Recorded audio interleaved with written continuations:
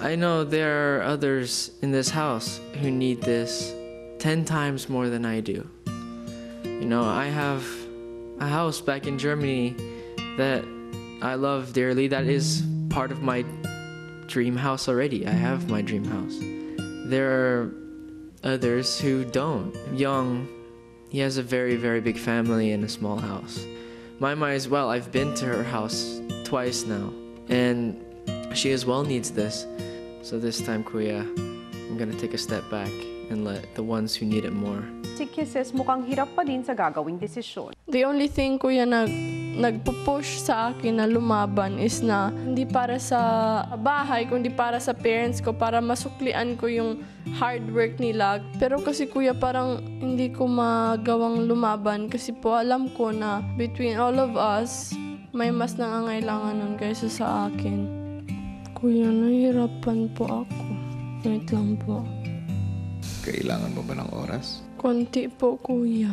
Pagbibigyan kita, makakalabas ka na muna. Salamat po. Si Kisses nilapitan ng mga malapit na kaibigang sina Yong at Maymay.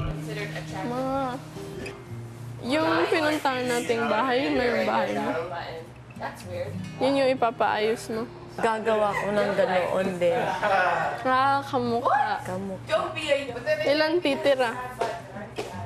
Yun ulit, 13. 13 kami. Kaya gusto kong medyo malaki. Excited ka na magkabahay? Oo naman. Hindi matitira ng bahay namin ngayon kasi sira na. Bakit? Ano bang itsura nun? Kahoy lang yun eh. Kasi ano na yun. Pag marami ng tao, gumagalaw na yun ba? Pag mahangin? Anong gusto mong kulay ng bagong bahay? Kahit anong kulay. Basta bahay.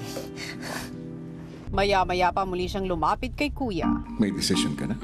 This time, Kuya, I choose na hindi po ipaglaban ang bahay. Kasi po, Kuya, maraming ibang ways na pwede kong ibigay sa parents ko ang sukli ng pagmamahal sa kanila. Pero this time, Kuya, talaga, bibigyan ko ng chance ang iba kong mga kasama. Especially, Kuya, si Ate Maymay at saka si Yong. Hi mga kapamilya! Be updated with the Pinoy Big Brother housemates by clicking the subscribe button and watch all the latest videos by clicking the I button above.